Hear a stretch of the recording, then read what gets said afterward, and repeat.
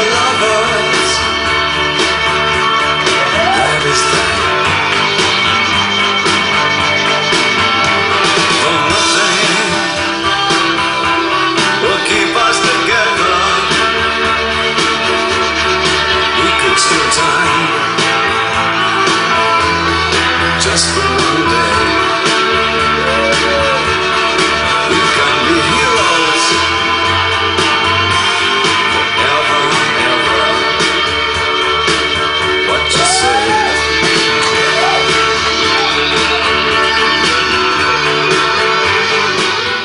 President Obama was in New York City today for a fundraiser at the St. Regis Hotel, where he was greeted by a whole passel of AIDS activists shouting, "Keep your promise, keep your promise." Police arrested 8 protesters after they chained themselves together and disrupted traffic. The groups accused Obama of reneging on his campaign pledge to spend at least $50 billion by 2013 for the global fight against HIV/AIDS. Nothing will keep us together.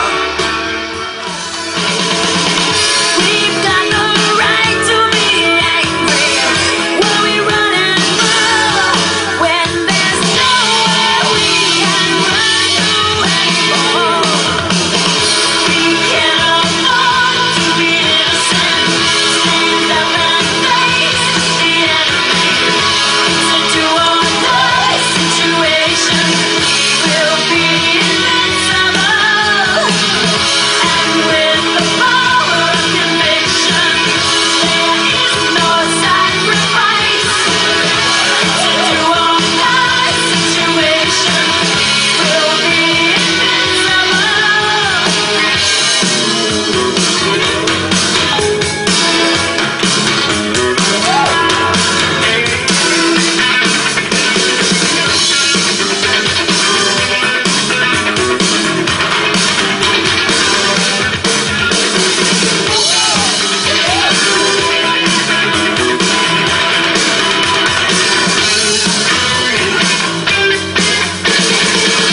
won't anybody help us when we run and fall, when there's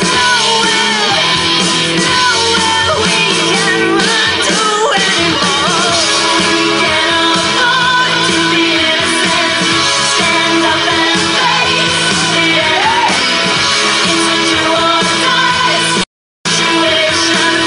We'll be invincible, and with the power of conviction.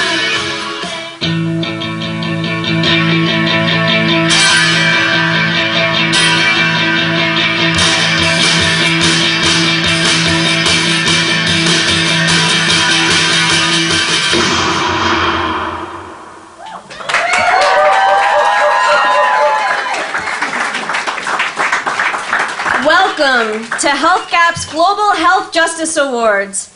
I'd like to introduce my co-MC for the night, the fabulous Amanda Lugg. There are many, many reasons why we've invited Amanda to co-MC tonight. One is she's the Director of Policy for African Services Committee. But really, the real reason is because she has a British accent. And what I've learned is that when people with a British accent say something, we take it really seriously and we really believe it. So we're hoping that tonight, everything that she says will be impressioned in your mind forever. Thank you, Jen. And let me introduce my co-C, Jennifer Flynn Walker. I don't know about my accent. Jennifer has a Jersey accent, which judging from some current TV show seems to be all the rage. So own it, Jennifer. You guys got it. I thought it would go over, like pop culture references would go over. Jen is also the Managing Director of HealthGap. She's a long-time AIDS activist who's embodied tonight's theme of taking it to the streets. As an activist, of course, that is. I suspect that you didn't really come here to listen to us.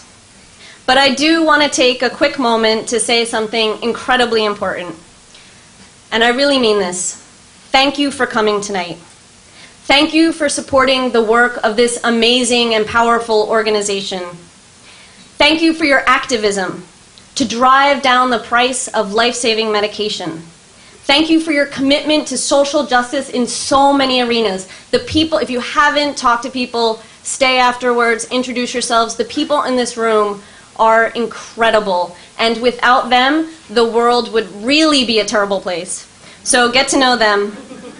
HealthGap needs your support, and we are very, very grateful that you are here tonight. It is my pleasure to introduce two very special guests, Dr. Barbara Zeller and Sarah Zeller-Berkman. Dr. Zeller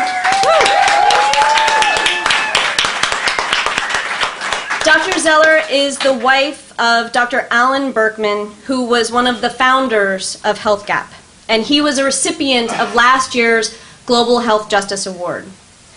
Unfortunately, 2 weeks after he won that award, he passed away.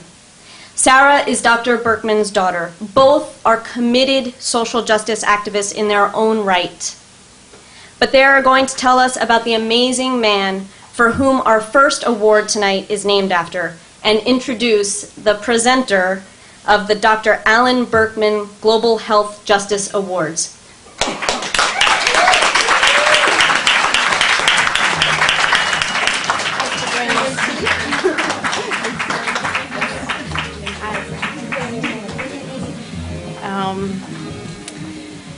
Thank you, everybody. It's really wonderful to be here tonight representing Alan Berkman's family and being here for the first Dr. Alan Berkman Global Justice Health Award. I just want to say a few things about my dad. My dad was a humanist. I think other people may have said terrorist or other things along the way, but he was a humanist, and he spent most of his life struggling for a more just and equitable world. He used basic emotions such as hope, rage, love, and care, combined with well-thought-out strategy to mobilize people to collective action. In the last 3 years of his life, his deepest commitments were related to global health justice.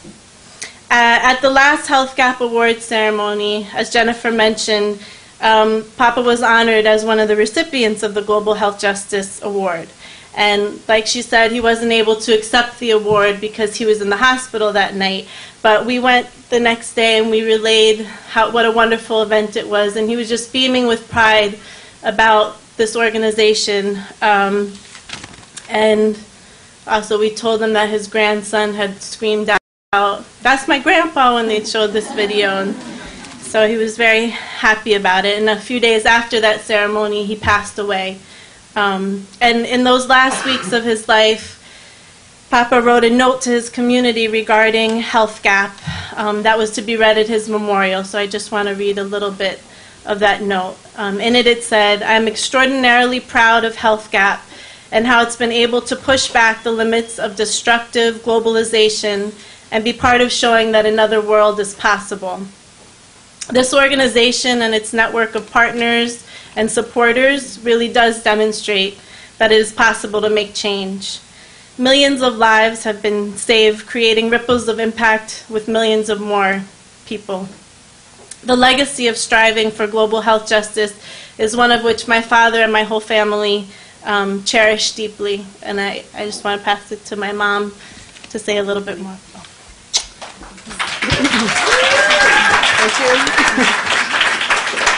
We can't see our notes, but that's okay. I have this wonderful job to do right now because it's a great pleasure to introduce someone who shares Alan's commitment to the rights of prisoners and to fighting injustices in the global AIDS crisis. And to note that she at this point is a well-known celebrity in the country, and I don't know about the rest of you, but she keeps me sane day in and day out. Even more than Jon Stewart.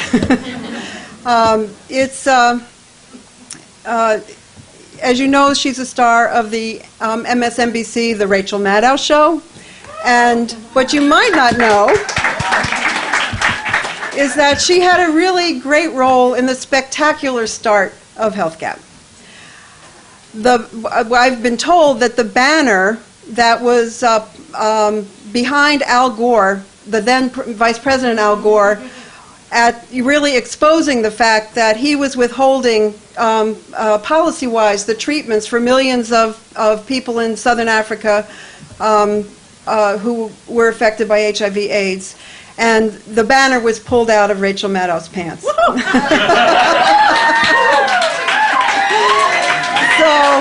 we are very humbled to introduce Rachel.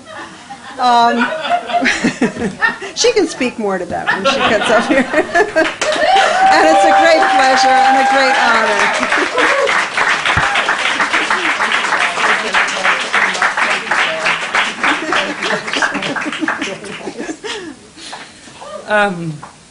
That's true. It said, Jen, help me out. It's Gore's greed kills AIDS, drugs for Africa. Spray painted in your yard. Spray painted in my yard on the only sheet that I had. You know you're supposed to bring an extra? Yeah. Fluorescent pink and green spray paint. That's right. And I still have those pants. I do not still have that banner. But if you remember, after we did that, who chased us outside and said, I'll give you a meeting, I'll give you a meeting? Donna Brazil. First of all, Tipper Gore was on stage as well. And remember, Tipper Gore did a photo book of photos, snapshots that she took on the campaign trail. And when we stood up and we interrupted the announcement, this is his announcement in New Hampshire that he's running for president. And it was a whole group of a firefighters union that was sitting quite nearby who was very, very angry with us for ruining the photo op. There was a lot of tension, and while we're standing there, I'm terrified, I saw this glint of metal. Like somebody made a fast motion and I saw a glint of metal and I thought, oh great, we're all going to be shot. And it was Tipper Gore pulling out her camera to take a picture of it. But I don't think the picture of us ever ended up in the book. No. That said, I met Donna Brazil after that. I never actually met her until this year's Democratic National Convention. I met her on the street. She said, oh, Rachel, you work at MSNBC. It's nice to meet you. And I said, thank you so much for not having us arrested in 1996. It was in New Hampshire. You don't remember. It is a real honor for me to be here to support HealthCap and to present this award that bears the name of one of my heroes and somebody from whom I learned a lot. I met Alan Berkman for the first time on the 19th of September, 1996. It was shortly after the International AIDS Conference in Vancouver that year. And I had come to New York City to interview him for my own research at the time on AIDS in prisons. He is a person who changed the way that prisoners received HIV care and all sorts of health care forever by changing the paradigm by which we set it was changing the expectations for how prisoners should be treated. And I had such an intellectual crush on him. And I had worked myself up into such a neurotic frenzy about getting to meet him and talk to him that I really blew it when I met him. And he took pity on me. It was really nice. I went up to his office and I introduced myself. And the first thing, he'd never met me before. He did not know what I was there to interview him about. And I introduced myself and I said, I'm not really qualified to be doing this research at all. Don't you think I should quit on this and work on something else? Do you have any other suggestions? And he didn't even know what I was working on. It was, I think it was a bit of a shock. But to his great credit, he smiled at me, but he did not laugh at me. And he just said, maybe we should go talk this over a little slower, over some food. And we went out and he had breakfast. And I could not calm down. I remember the only thing I could get down was chocolate milk, and I had like 4 glasses of chocolate milk, and then I was like speeding from the sugar. So I was a mess, but he spent a long, patient time with me, disabusing me, frankly, of a lot of the romantic notions that I had let myself, really infuse my research at that point, urging me to, A, get over myself, which I really needed to do, and B, get to the point. And what Sarah was talking about, the importance to her dad of having not just good ideas, but well thought out strategy, he was a great strategist about how to get stuff done. He said when thinking up the idea that became HealthGap, he said, treatment was key. Not that other issues weren't important, but treatment offered people in Africa hope. You can offer people condoms from today until tomorrow, and we need to, You can offer people rules of everything they shouldn't do, and we need to, but the reality is that social mobilization, especially in countries like South Africa, where there is massive dying going on, apathy sets in. In the face of massive death, most people don't mobilize, in fact. He said most people get very quiet, hoping that somehow it will pass over them. It is a traumatic response to a horrible trauma. Treatment says you can do something for yourself or your child, for your loved ones, that there's a way out of this suffering. That's why the treatment access has been so incredibly important. The other thing about treatment access is, he said, you really save lives. And changing the world takes brilliant, clear thinkers. It takes commitment. It takes good strategy, though. It takes the ability to mobilize other people to change the world with you. For decades, ACT UP Philadelphia has been mobilizing people living with AIDS to take to the streets. They have organized countless marches and protests and rallies, and their actions have saved countless lives. And they've won. They've picked the battles that they can win. And they've picked battles that they have not yet won, but I believe they will. They have successfully pressured the U.S. government to create PEPFAR. Their demonstrations led directly to all 2008 Democratic presidential candidates committing to funding the fight against global AIDS at $50 billion over 5 years, which is a $20 billion increase over what President Bush had secured. They are the grassroots of the global AIDS movement, but they are also just an inspiring organization, and they have been forever. Completely volunteer run, meeting weekly for decades with no money, constantly recruiting new members, constantly changing with the times, constantly committing themselves to get over grudges and get everything out of people that they can. Always run by low-income people of color living with AIDS.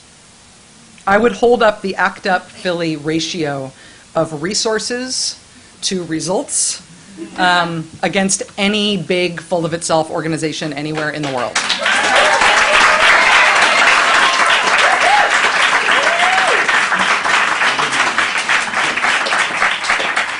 If Congress worked as efficiently as ACT UP Philly does, like, not only would AIDS be cured, but cars would run on water and corporations would actually pay taxes.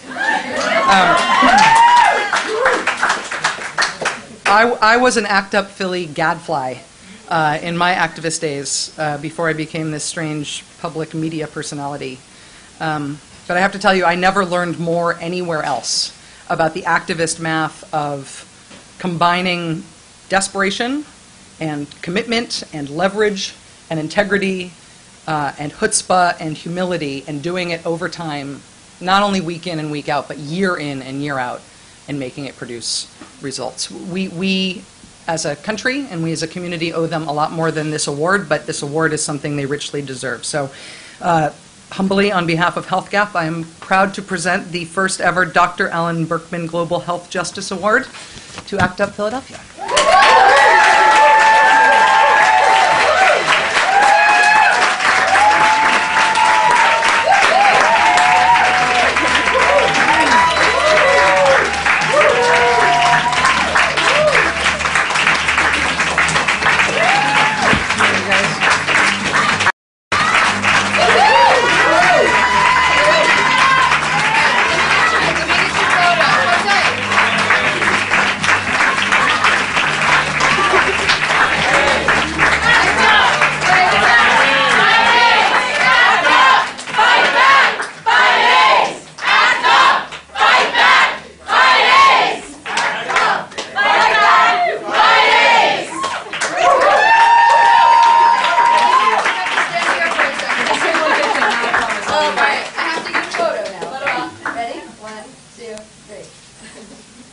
Jose, look at me.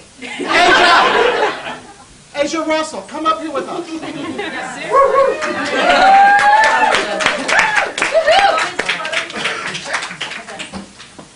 So this is where I say stuff, right? Yeah. Oh no, I've gotten the camera again. One more, here we go. Oh my God, this is Jose, I'm going to miss you. Oh, You're welcome. I'm not used to this. None of us are, don't worry. All right. So, hello everybody. ACT UP is the AIDS Coalition to Unleash Power. We are a diverse, nonpartisan group united in anger, committed to ending the AIDS crisis through direct action. We formed in 1988 and born from queer liberation. We remain to this day active and vibrant, a force in the AIDS movement. We have and never will accept a dime of government funding, drug company money, or corporate sponsorship.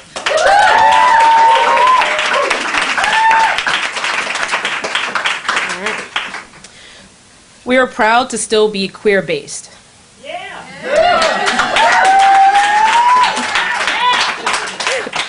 ACT UP has changed with the epidemic and led by people that are most impacted by HIV. That includes women, Asians, Latinos, African Americans, whites, medical students, nurses, sex workers, former and active drug users, anarchists, former prisoners, homeless, queer, straight folks. Did I miss anybody? Everybody. We organize some more, and then build leadership from those who are most infected and affected. That is the secret to our longevity. We know this work has sparked a global health movement.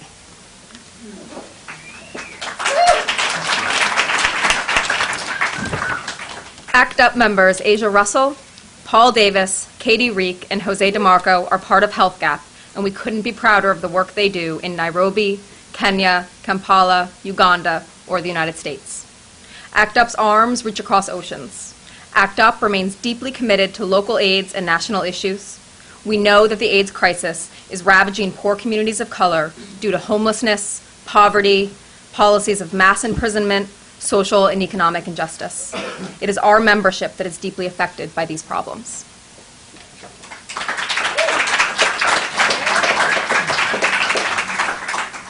Despite the domestic AIDS problems people with AIDS face here, ACT UP members recognize and can relate to the suffering and injustice that is happening in South Africa.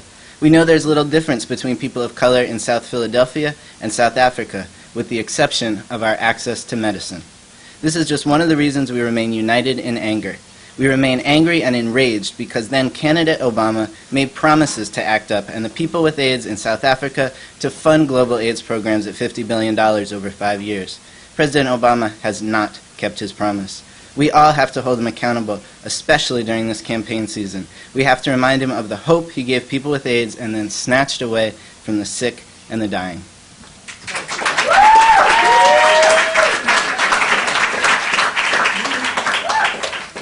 Hi, everybody. I'm Jose. Hi. And if you haven't figured it out by now, I'm the queen of ACT UP. We're so grateful to have this award and humble to have this award. And we're so grateful to be a part of Health Gap as well. But I'm going to tell you guys this. Every Monday night at an ACT UP meeting, we start our meetings by asking for money. We pass the hat. And right now, instead of waiting to write a check, you can put whatever you want in our hat. We take tokens, food stamps, controlled substances, whatever you want to put in there. And again, we thank you very, very, very much.